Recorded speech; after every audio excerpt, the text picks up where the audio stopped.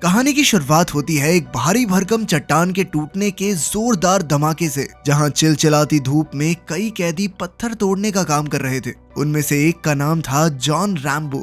अचानक गार्ड्स ने उसे काम रोकने को कहा क्योंकि कोई उससे मिलने आया था। असल में रैम्बो कई साल पहले स्पेशल फोर्सेस में हुआ करता था। खैर, अब उसने अपनी कुल्हाड़ी नीचे रखी और एक गार्ड के साथ दरवाजे तक पहुंचा। वहां पर एक जाना माना चेहरा दिखाई दिया। इस आदमी का नाम था कर्नल ट्रॉटमैन। दरअसल रैम्बो वियतनाम के युद्ध में कर्नल ट्रॉटमैन के साथ था, पर बाद में उसने खुद को पुलिस के हवाले कर दिया ताकि उसे फांसी की सजा ना हो। और उसी समय से ट्रॉटमैन अपने इस काबिल फौजी रैम्बो को जेल से निकालने में जुटा हुआ था। अब उसने गार्ड से कहा कि उन्हें अकेले में बात करनी है और फिर रैम्बो को बताया कि सरकार को एक बार फिर उसकी मदद की जरूरत है। दरअसल वियतनाम के अंदर अभी भी कई अमेरिकी फौजियों को बंदी बना रखा था। वो सब उसी कैंप में कैद थे जहां से एक बार रैम्बो भाग निकला था। उस कैंप के आसपास के जंगली इलाके को रैम्बो से बेहतर कोई नहीं जानता था। कर्नल ट्रॉटमैन को विश्वास था कि सिर्फ वही इस मिशन को पूरा कर सकता है। कर्नल चाहता था कि रैम्बो दुश्मनों के इलाके में घुसकर ये पता लगाए कि उनके कितने आदमी जिंदा बचे हैं। खैर, रैम्बो ने इस पर कोई जवाब नहीं दिया क्योंकि अब उसे अमेरिकी सरकार पर बिल्कुल भरोसा नहीं था और ना ही वो उस जगह पर वापस जाना चाहता था जहां उस पर इतने अत्याचार किए गए थे। लेकिन अगर वो इस जेल में रहा तो भी उसे 5 साल और मजदूरी करनी होगी। ट्रॉटमैन जानता था कि रैम्बो को क्या चाहिए, इसीलिए उसने रैम्बो से वादा किया कि अगर वो इस मिशन से जिंदा वापस लौट आया तो उसे प्रेसिडेंट के कहने पर फिर से फौज में भर्ती कर लिया जाएगा। ये बात सुनकर रैम्बो ने थोड़ा सोच विचार किया। अब उसकी जिंदगी का कोई खास मकसद बचा नहीं था, ना उसका कोई दोस्त था ना कोई परिवार। तो ऐसा इंसान आजाद होकर भी क्या करेगा? मगर उस घने जंगल में अत्याचारी दुश्मनों के बीच फंसे उन बेगुनाह फौजियों की जान बचाने से शायद उसकी जिंदगी को कोई राह मिल जाए। आखिरकार रैम्बो इस मिशन के लिए राजी हो गया। फिर जल्द ही रैम्बो को एक हेलीकॉप्टर के जरिए थाईलैंड में मौजूद यूएस बेस पर पहुंचाया गया। तब हेलीपैड पर उसकी मुलाकात एरिक्सन नाम के एक लड़के से हुई, जिसने कहा कि वो रैम्बो के साथ काम करके बेहद खुश है। इसके बाद वो अंदर गए तो वो कर्नल ट्रॉटमैन और मार्शल मर्डक से मिले। तब मर्डक रैम्बो का रिकॉर्ड और मेडल्स देखकर काफी इंप्रेस हुआ, पर पिछली बार पुलिस के साथ हुए कारनामे के बाद क्या वो उनके ऑर्डर्स मान पाएगा? ये पुलिस के साथ वाले कारनामे वाली बात पिछली मूवी में थी, उसे भी हमने एक्सप्लेन किया है, लिंक डिस्क्रिप्शन में मिल जाएगा, वीडियो के बाद देख लेना। खैर, फिर मर्डक ने कहा कि वो भी वियतनाम युद्ध का हिस्सा था। उसने अपनी बटालियन का नंबर बताया और कहा कि उसके कई जांबाज सिपाही इस युद्ध में शहीद हो गए। खैर, सूत्रों के मुताबिक अब भी 2500 सिपाही लापता थे और उनके परिवार ये सवाल पूछने में लगे हुए थे कि वो जिंदा हैं या नहीं। मर्डक ने कहा कि रैम्बो का मिशन है दुश्मनों के बेस में घुसकर सबूत के तौर पर अमेरिकी फौजियों की तस्वीरें खींच कर लाना। मर्डक ने उसे किसी भी तरह की लड़ाई करने से सख्त मना कर दिया। अगर उन्हें वियतनाम पर हमला करना है तो उन्हें ये साबित करना होगा कि उनके सिपाहियों को गैर कानूनी तरीके से बंदी बनाया गया है। अगर रैम्बो सबूत लाने में कामयाब रहा तो कर्नल ट्रॉटमैन की टीम को कैदियों को रिहा करवाने के लिए भेज दिया जाएगा। मगर सिर्फ अपना मिशन पूरा करके कैदियों को वहीं छोड़ कर आने के लिए रैम्बो का दिल नहीं मान रहा था। हालांकि रैम्बो शांत रहा, पर उसके अंदर की जंग की आग जल चुकी थी। खैर, फिर ट्रॉटमैन ने उसे सारा प्लान समझाया। सबसे पहले रैम्बो दुश्मनों के इलाके में पैराशूट से घुसेगा। इस बार उसे पहले के मुकाबले ज्यादा औजार और हथियार दिए जाएंगे। कर्नल ने उसे इनका इस्तेमाल करने की सलाह दी क्योंकि इस बार वो अकेला मिशन पर जा रहा था। इसके बाद रैम्बो को ऑपरेशंस कमांड सेंटर दिखाया गया, जो बेहद आधुनिक मशीन से भरा हुआ था, जिससे उसके हर कदम को ट्रैक किया जाएगा। इसके अलावा वियतनाम में कोबा नाम की एक लड़की इस मिशन में उसका साथ देगी। मर्डक ने उसे भरोसा दिया कि सब कुछ आसानी से हो जाएगा, मगर रैम्बो को इस पर ज्यादा यकीन नहीं हुआ। रैम्बो ने कहा कि वियतनाम में सुरक्षा जैसी कोई चीज नहीं है। ये सुनकर मर्डक थोड़ा घबरा गया और उसने ट्रॉटमैन को अपने पास बुलाया, पर ट्रॉटमैन ने उसे विश्वास दिलाया कि रैम्बो वियतनाम युद्ध का सबसे जांबाज फौजी है और वही इस मिशन को पूरा कर सकता है, कोई और नहीं। वो अकेला पूरी पलटन पर भारी पड़ने की ताकत रखता है और जरूरत पड़ने पर वो अपनी जान की बाजी लगाने से पीछे नहीं हटेगा। अब मिशन पर जाने से पहले रैम्बो ने अपना खास चाकू तैयार किया, अपनी राइफल में गोलियां भरी और कुछ और हथियार बांधकर तैयार हो गया। ट्रॉटमैन ने उसे ऑल द बेस्ट कहा। रैम्बो के पास ये मिशन पूरा करने के लिए 36 घंटे का समय था, जिसके बाद उसे एक्सट्रैक्शन पॉइंट पर वापस पहुंचना होगा। खैर, जाने से पहले रैम्बो ने ट्रॉटमैन को बताया कि मर्डक ने झूठ कहा था। असल में मर्डक की यूनिट ने वियतनाम में नहीं बल्कि किसी और इलाके में ड्यूटी की थी। खैर फिर भी रैम्बो ने कहा कि मुझे आपके ऊपर विश्वास है और मैं बाकी किसी के फालतू ऑर्डर्स नहीं मानूंगा। कुछ ही पलों में एरिक्सन रैम्बो को अपने प्लेन में बैठा कर ले गया, जबकि मर्डॉक और ट्रॉटमैन ने उसे जाते हुए देखा। मर्डॉक ने कहा कि हो सकता है रैम्बो को एक भी अमरीकी सिपाही ना मिले। दरअसल उनका असली मकसद तो सिर्फ आम लोगों को शांत करना था कि हम कुछ कर रहे हैं इस बारे में, ना कि फौजियों को बचा कर लाना। लेकिन उधर रैम्बो किसी भी हाल में अपने साथियों को बचाने के लिए निकल चुका था। जब प्लेन से कूदने का समय आया तो रैम्बो अंधेरे में ही कूद पड़ा, पर बदकिस्मती से उसका पैराशूट बीच में ही फंस गया और बेचारा प्लेन से ही लटक गया। उधर मर्डॉक ने घबराकर मिशन अबॉर्ट करने का हुक्म दिया, पर रैम्बो ने चाकू से अपनी रस्सी काट डाली, जिससे उसका भारी भरकम बैग सीधा जंगल में जा गिरा। इसके बाद वो खुद पैराशूट खोलकर अंधेरे में कूद गया। इधर मर्डॉक ने रैम्बो को ढूंढकर वापस लाने को कहा, लेकिन ट्रॉटमैन ने कहा कि उन्हें एक्सट्रैक्शन पॉइंट पर रैम्बो का इंतजार करना चाहिए, वही बेहतर होगा। वहीं दूसरी ओर रैम्बो जैसे तैसे जमीन पर उतर चुका था और अब वो अपने रास्ते पर आगे बढ़ा। उसके पास हथियार कम थे, पर उसके अंदर का जज्बा कम नहीं हुआ। उसके पास कुछ चाकू और तीर कमान थे, जिनके सहारे वो धीरे धीरे दुश्मनों के इलाके में घुस रहा था। रैम्बो इस घने जंगल में जहरीले सांपों और बाकी मुश्किलों का सामना करते हुए एक मंदिर में पहुंचा। उसी समय उसकी नजर एक वियतनामी टोपी पर पड़ी। अब वो धीरे धीरे उसकी ओर बढ़ा और पीछे से उस इंसान को पकड़ लिया, मगर ये कोई और नहीं बल्कि कोबा थी, जो इस मिशन में उसका साथ देने वाली थी। कोबा उसे अपने साथ नदी किनारे ले गई और बताया कि अमेरिकी कैदियों का कैंप काफी समय से खाली है, लेकिन अब भी उनके पास एक प्लान था। वो दोनों कुछ समुद्री डाकुओं के अड्डे पर पहुंचे। वो यहाँ छुपकर वियतनामी फौजियों से बच सकते थे। हालांकि यहाँ भी उन्हें थोड़ा खतरा तो था, पर डाकुओं को पैसे देने के बाद वो दोनों उनकी कश्ती में आगे निकल पड़े। रैम्बो ने डाकुओं से पूछा कि वो मिलिट्री गार्ड से कैसे बचते हैं, तो डाकुओं के सरदार ने उन्हें हंसते हुए एक रशियन रॉकेट लॉन्चर दिखाया। फिर रास्ते में कोबा ने रैम्बो से पूछा कि आखिर वो वियतनाम में वापस क्यों आया है। रैम्बो ने कहा कि अमेरिका वापस जाने के बाद उसे एहसास हुआ कि उसकी जिंदगी का युद्ध अभी खत्म ही नहीं हुआ। अमेरिका में उसे अलग अलग तरह की मुश्किलों का सामना करना पड़ा, मगर युद्ध के दौरान उसे ऐसा लगा मानो वो उड़ रहा हो। फिर कोबा ने बताया कि अपने पिता के बाद वो उनकी जगह इंटेलिजेंस टीम में शामिल हुई, मगर अब वो चारों ओर मौत का मंजर देखकर थक चुकी है और बस अमेरिका जाकर शांति से जिंदगी बिताने के सपने देखती है। फिर उसने अपने लकी नेकलेस को छुआ तो रैम्बो ने उसे अपना खास चाकू दिखाकर बताया कि यही मेरा लकी चार्म है, जब तक ये मेरे पास होगा कोई मार नहीं सकता मुझे।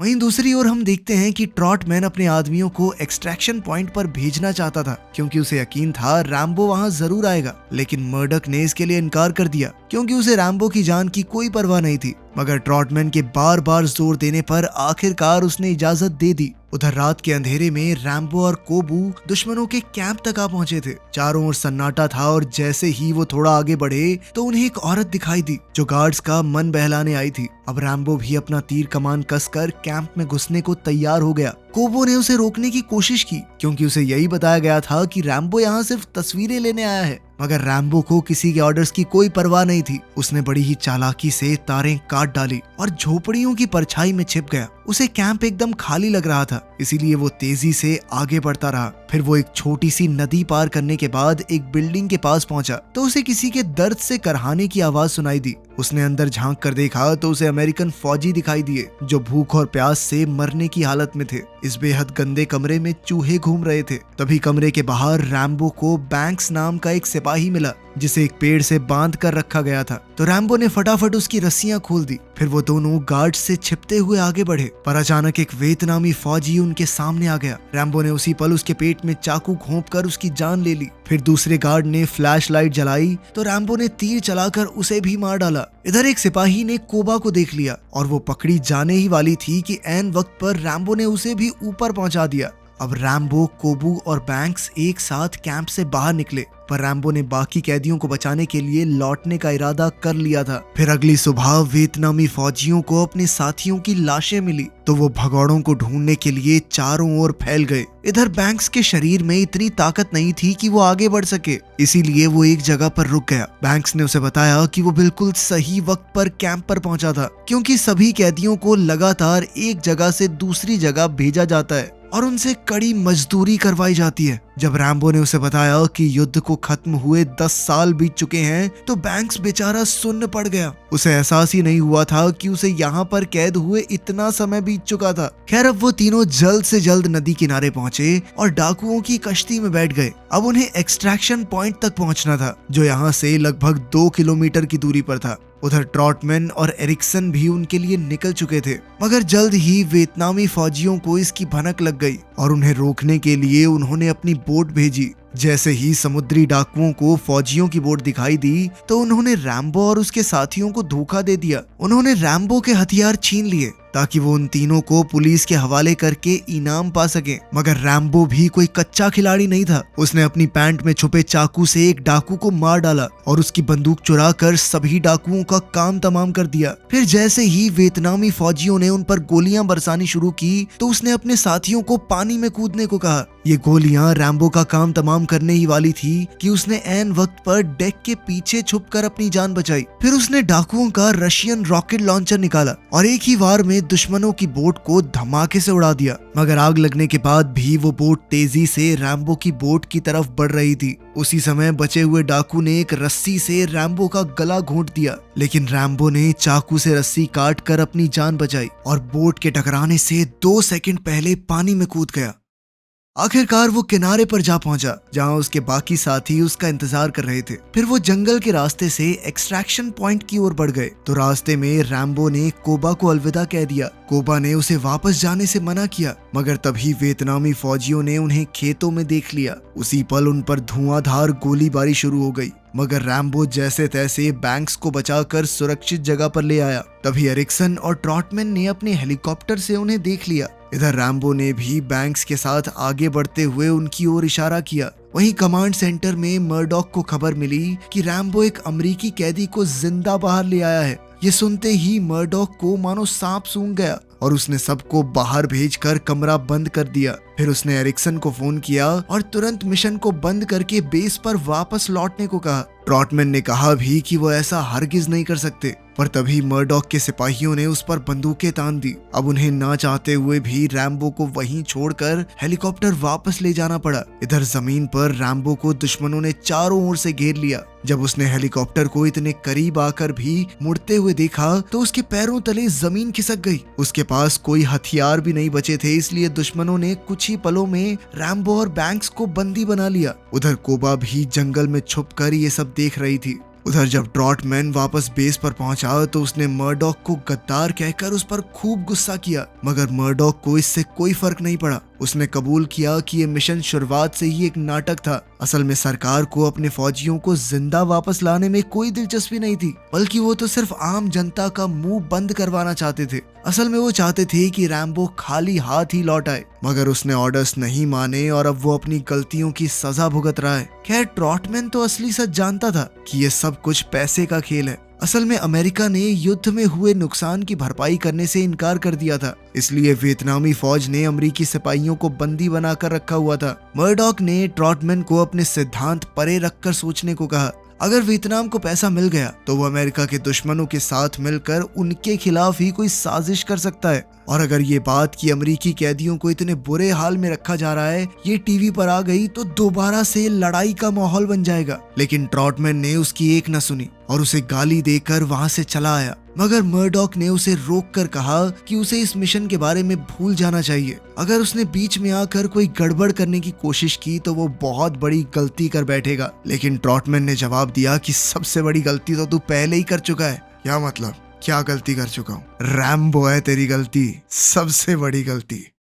वहीं दूसरी तरफ हम देखते हैं कि रैम्बो को गंदे नाले में डुबाकर उस पर अत्याचार किए जा रहे थे। उसके शरीर पर कीड़े रेंग रहे थे और उसकी बाजुएं लोहे की जंजीरों से बंधी हुई थी। उधर बैंक्स को बाकी कैदियों के साथ एक पिंजरे में बंद कर दिया गया था। जल्द ही एक सोवियत हेलीकॉप्टर इस कैंप में पहुंचा जिसमें लेफ्टिनेंट कर्नल पोडोव्स्की थे। उसने रैम्बो को नाले से बाहर निकालकर पूछताछ के लिए लाने का हुक्म दिया, लेकिन इतना दर्द सहने के बाद भी रैम्बो अब तक चुप था। फिर पोडोव्स्की ने सार्जेंट ह्यूज को बुलाया जिसने रैम्बो के खास चाकू को जलते कोयले में डाल दिया। फिर पोडोव्स्की ने अच्छा ऑफिसर होने का नाटक करते हुए रैम्बो को अपने ऑफिसर्स से बात करके चेतावनी भेजने को कहा कि अगर अमेरिका ने फिर से जासूसी करने की कोशिश की तो उनके लिए अच्छा नहीं होगा। मगर रैम्बो ने बिना डरे इससे साफ इनकार कर दिया। तब ह्यूज सामने आया और उसने रैम्बो का मुंह खुलवाने के लिए उसे बिजली के जोरदार झटके दिए, मगर रैम्बो ने फिर भी अपने मुंह से एक शब्द नहीं निकाला। फिर पोडोस्की ने अमेरिका के खुफिया मैसेजेस पढ़कर सुनाए जिसमें लिखा था ड्रैगन फ्लाई वुल्फ डेड।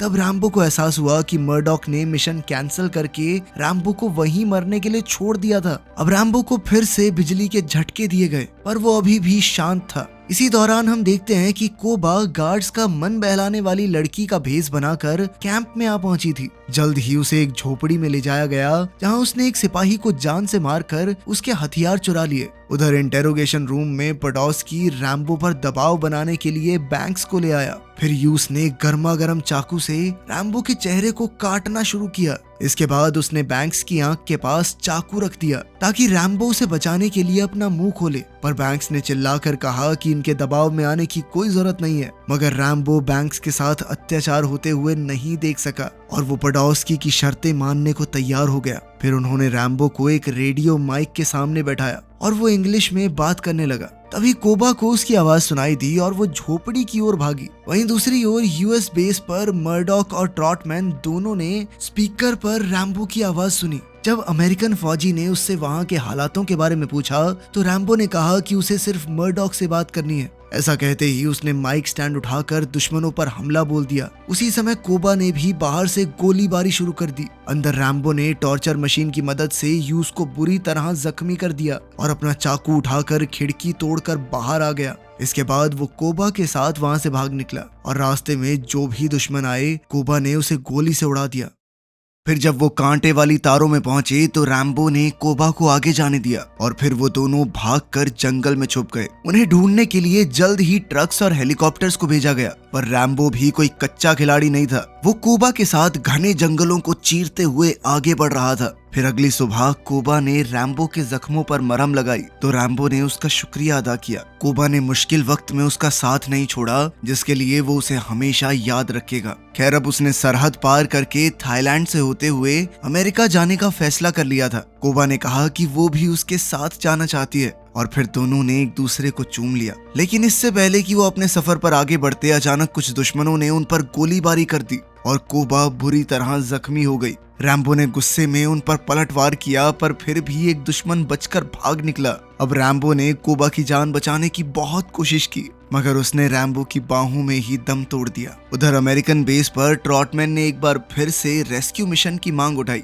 जब मर्डॉक ने इससे इनकार कर दिया तो ट्रॉटमैन ने उसका पर्दाफाश करने की धमकी दी, मगर यह सुनकर मर्डॉक ने ट्रॉटमैन को गिरफ्तार कर लिया। वहीं दूसरी ओर जंगल में रैम्बो ने कोबा का पेंडेंट अपने गले में पहना और उसकी लाश को पेड़ों के नीचे दफना दिया। अब उसका मिशन सिर्फ कैदियों को बचाना नहीं था बल्कि अब ये उसकी अपनी लड़ाई बन चुकी थी। वियतनामी और सोवियत फौजी अब भी उसकी खोज में जुटे हुए थे, पर रैम्बो घने पेड़ों में भूत की तरह गायब हो चुका था। उसने अपने पूरे शरीर पर मिट्टी लगाकर खुद एक एक करके फौजियों को मारना शुरू किया। सिर्फ अपने चाकू और तीर कमान के सहारे वो चुपचाप दुश्मनों का खात्मा कर रहा था। वो दुश्मनों को अपने जाल में फंसाता और फिर वहां आग लगाकर फौजियों की पूरी टुकड़ी ही खत्म कर देता। आखिरकार उसने वो आदमी भी ढूंढ निकाला जिसने कोबा की जान ली थी। रैम्बो ने अपने एक ही तीर से उस आदमी के चीथड़े उड़ा दिए। उसी पल आसमान में एक हेलीकॉप्टर आया जिसमें यूस मौजूद था। उसने रैम्बो पर एक बॉम्ब से हमला किया मगर वो नदी में कूदकर बच निकला। फिर सोवियत फौजियों ने हेलीकॉप्टर नीचे लिया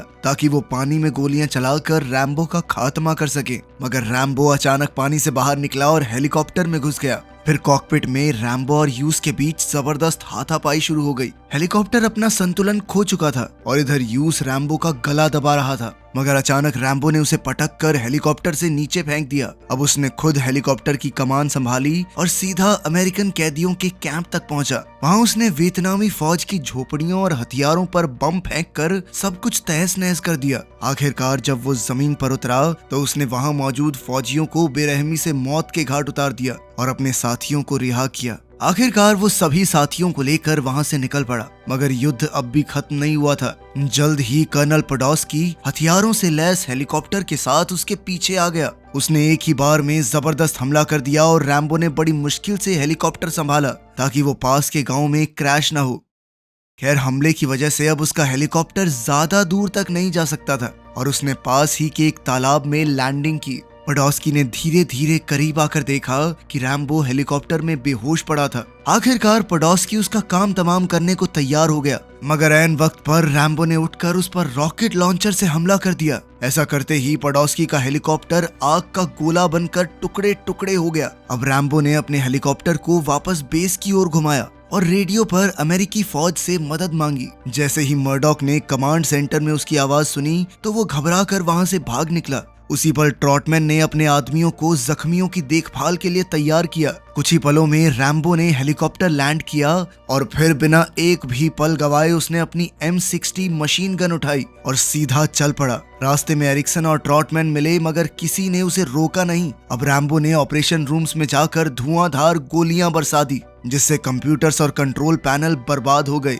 इसके बाद रैम्बो सीधा मर्डॉक के ऑफिस में पहुंचा। उसे देखते ही मर्डॉक की सांसें सूख गई और उसने कहा कि वो बस सरकार के ऑर्डर्स के हिसाब से काम कर रहा था। पर रैम्बो ने उसे टेबल पर पटक कर अपना चाकू निकाल लिया, लेकिन उसे मारने से पहले रैम्बो के हाथ कांप गए। वजह ये नहीं थी कि रैम्बो डरता था, पर वो ये समझ चुका था कि इस आदमी की जान लेने से जो हुआ है वो बदल तो नहीं जाएगा। उसने मर्डॉक की आंखों में आंखें डालकर कहा कि अब भी विदेशों की जेलों में अमेरिकी फौज सड़ रही है और उसका कर्तव्य बनता है उन्हें बाहर निकालना। उसे मर्डॉक की माफी नहीं चाहिए थी। वो तो चाहता था कि मर्डॉक उन सबको घर वापस लाने के लिए जो कुछ बन सके करे। वहीं बाहर डॉक्टर्स वियतनाम से आए फौजियों के इलाज में जुट गए। फिर ट्रॉटमैन ने रैम्बो से पूछा कि अब आगे क्या होगा। शायद वापस जाने पर सरकार उसे मेडल देगी, मगर रैम्बो ने कहा कि इन मेडल्स का असली हकदार वो नहीं बल्कि ये सभी फौजी हैं जिन्होंने इतने सालों तक दुश्मनों के अत्याचार सहे। फिर रैम्बो ने ऐलान किया कि वो वापस अमेरिका नहीं जाएगा बल्कि एशिया में ही रहेगा।